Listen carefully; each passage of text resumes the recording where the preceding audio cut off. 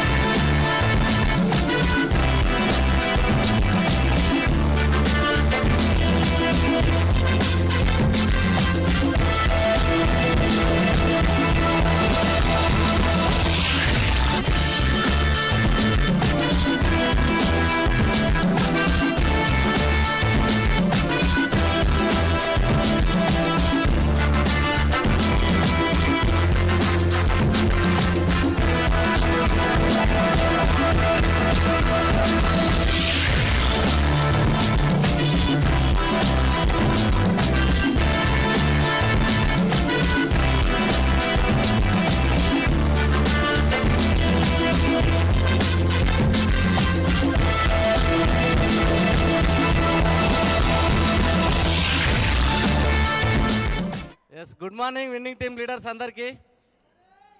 నా పేరు మల్లేష్, నేను ఉప్పల్లో ఉంటాను. బిఫోర్ వెస్టేజ్ నేను శంషాబాద్ ఎయిర్పోర్ట్లో క్యాబ్ డ్రైవర్ను. ఫస్ట్ మా మేడం మాట్లాడుతుంది.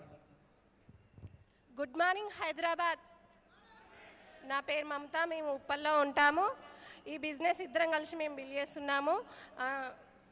మేము ఆల్ అప్లయన్స్ అందరికీ thank you. SP Balu sir and Sandhya madam ఫ్యామిలీకి మేము ఎప్పుడు మూడు తరాలు అనేది మేము రుణపడి ఉంటాము. ఆల్ అప్లయన్స్ అందరికీ మేము రుణపడి ఉంటాము.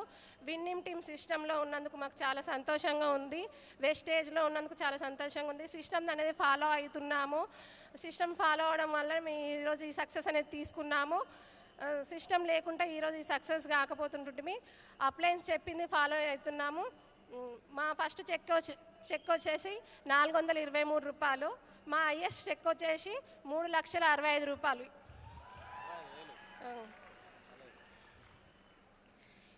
చాలా సంతోషంగా ఉంది. మేము ఇంతవరకు ఇప్పుడు ఈ స్థాయిలో ఉన్నామంటే Srinivas sir and Sapna madam వాళ్ళు చెప్పింది ఫాలో అవుకుంటూ ఇక్కడ దాకా వచ్చినాము.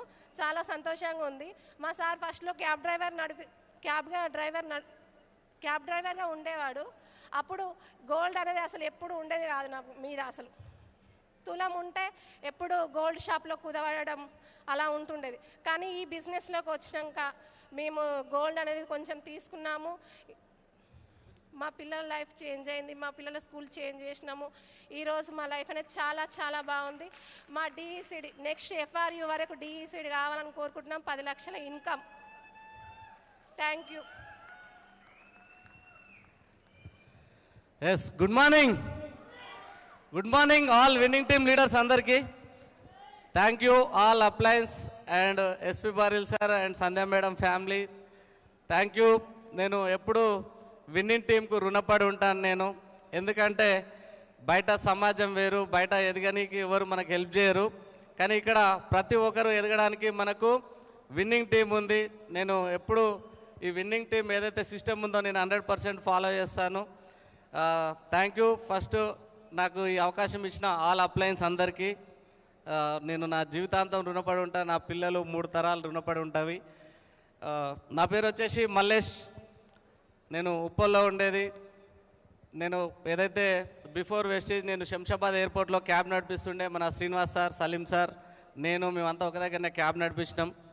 నాకు శ్రీనివాస్ సార్ నాకు ఈ అవకాశం 2018లో చెప్పినప్పుడు నేను వినలేదు. అప్పుడు ఏదైతే నేను క్యాబ్ డ్రైవింగ్ వదిలేసిన తర్వాత రియల్ ఎస్టేట్ స్టార్ట్ చేసినప్పుడు చాలా బాగుండే. ఒక 4-5 సంవత్సరాలు మంచిగా నడిచింది.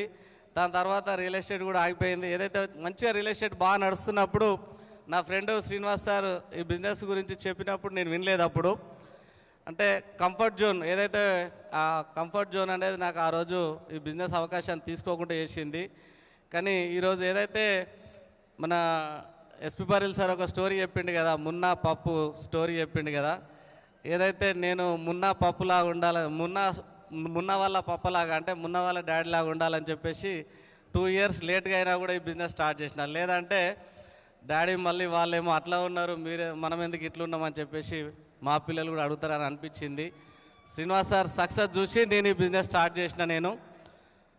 నాకు ఏదైతే ఈ బిజినెస్ స్టార్ట్ చేసినప్పుడు లాక్డౌన్ టైం చాలామందికి చెప్తే ఎవరు వినలేదు. అప్పుడు అంటే మనం ఏదైతే ప్లాన్ చెప్పాలంటే పర్సన్ దగ్గరికి వెళ్ళి కలిసి మాట్లాడి చెప్పాలి. కానీ నాకు ఆ సిచ్యువేషన్ లేకుండే చాలామందికి ఫోన్లోనే మాట్లాడినా, ఫోన్లోనే చాలామంది రిజెక్ట్ చేసిర్రు.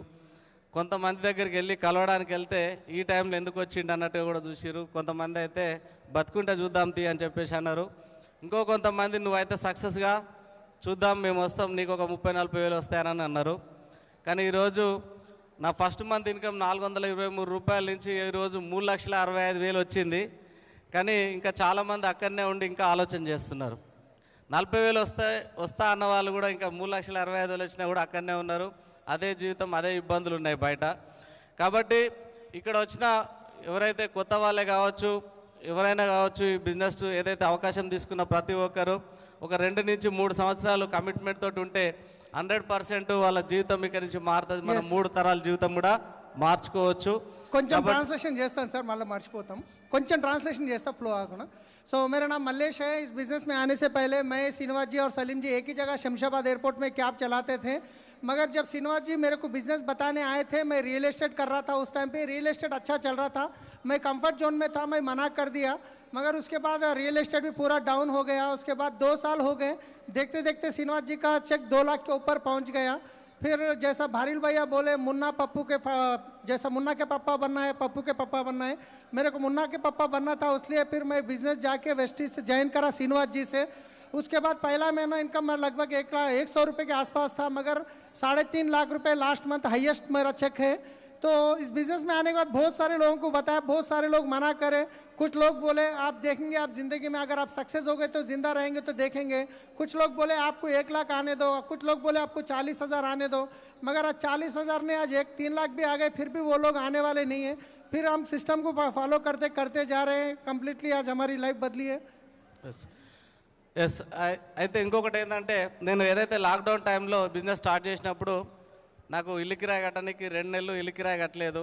2 నెలలు ఇల్లు కిరాయి కట్టకుంటే మా ఓనర్ ఫోన్ చేసిండు, మళ్ళీ 2 months అవుతుంది కిరాయి కట్టలేదని చెప్పేసి. నాకు ఇల్లు కిరాయి కట్టడానికి కూడా డబ్బులు లేకుండా లాక్డౌన్ టైంలో ఎలాంటి ఇన్కమ్ సోర్స్ లేదు. ఏదైతే రియల్ ఎస్టేట్లో అమౌంట్ అంతా స్ట్రక్ అయిపోయి అక్కడనే ఉండే. నాకు చాలా ఇబ్బంది ఉన్నప్పుడు నా దగ్గర ఒక స్ప్లెండర్ బైక్ ఉంటే ఆ బైక్ను అమ్మేసి 2 నెలలు ఇల్లు కిరాయి కట్టిన, వెస్టీజ్లో సామాన్ తీసుకున్నా. ఆ రోజు సిచ్యువేషన్ చాలా ఘోరంగా ఉండే. ఇంకొకటి ఏంటంటే, నేను ఈ బిజినెస్లో ఏదైతే ప్లాన్ చెప్పడానికి వెళ్ళడానికి బైక్ లేకుంటే ఒక 30,000 అప్పు తీసుకొని స్కూటీ కొనుక్కున్నా. నేను 30,000 అప్పు తీసుకొని స్కూటీ కొన్నా. అది 24 నెలలు ఈఎంఐ చెప్పేసి అడ్వాన్స్ ఈఎంఐ తోటి 23 నెలలు. ఆ 23 నెలలు ఏదైతే స్కూటీ ఈఎంఐ అయిపోయేసరికి నాకు ఇక్కడ నుంచి బ్రిజా కార్ వచ్చింది. టీంలో 15 కార్లు ఆల్రెడీ టీంలో వచ్చినాయి.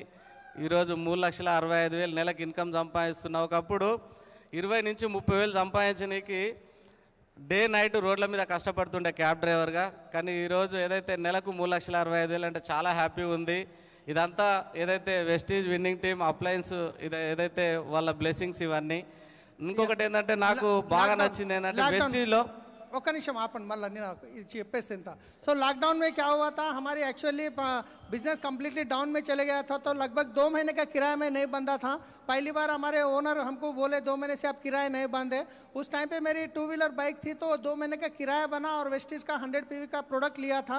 मगर उसके बाद मैं गाड़ी नहीं तो बिज़नेस बताने मुश्किल हो रही थी. तो 30,000 रुपये खर्चा लेके मैं एक होंडा एक्टिवा गाड़ी लिया था. और वो 23 मंथ्स का EMI होने से पहले मेरी ब्रीजा गाड़ी आ गई, 3.5 लाख के इनकम पे पहुंच गया. ఎస్ ఇప్పుడు చాలా టీంలో కూడా చాలా కార్లు వచ్చినాయి, 15 కార్లు వచ్చినాయి టీంలో. ప్రతి ఒక్కరికి ఏముంటుందంటే ఈరోజు స్టేజ్ పైన మాట్లాడుతున్నాం అందరిని చూస్తే వాళ్ళైతే సక్సెస్ అయ్యారు, నేనైతే అయితేనో కాను అని చెప్పేసి అనుకుంటారు. కానీ ప్రతి ఒక్కరు ఇక్కడ విన్నింగ్ టీమ్ సిస్టమ్ అప్లై చేయబట్టుకుంటే ప్రతి ఒక్కరు సక్సెస్ కావచ్చు. గ్రేట్ ప్లాట్ఫామ్, ఈ వెస్టేజ్ని మించిన ప్లాట్ఫామ్ లేదు. మన కాందాన్లో మనకంటే గొప్ప వాళ్ళు ఎవరు ఉండొద్దు అంటే వెస్టేజ్లో చేయాలి. మనం ఈ వెస్టేజ్ విన్నింగ్ టీం పట్టుకొని ఉంటే మన కాందాన్లో మనమే గొప్ప వాళ్ళం ఉంటాం. కాబట్టి ఈ గ్రేట్ ఆపర్చునిటీ ఏ ఒక్కరు కూడా మిస్ చేసుకోవద్దు. ఒక 2 నుంచి 3 సంవత్సరాల కమిట్మెంట్ తోటి ఉండండి, అందరూ సక్సెస్ కావచ్చు. నేను నెక్స్ట్ FRU ఏదైతే నెక్స్ట్ ఇయర్ FRUలో DUCD 10 lakhs తోటి ఇదే స్టేజ్ పైన రికగ్నిషన్ తీసుకుంటాను నేను 100%. ఇంకొకటి ఏంటంటే నేను చాలా పల్లెటూరు మాది, మా ఊళ్ళో కిరాణా షాపు లేదు, ఇప్పుడు ప్రజెంట్ కూడా కిరాణా షాప్ లేదు. కానీ ఇక్కడ ఇంతమంది ముందు రికగ్నిషన్ తీసుకోవడం అనేది నాకు చాలా హ్యాపీ ఉంది. Thank you wastage and winning team all అప్లయన్స్కు. Thank you. Back to host.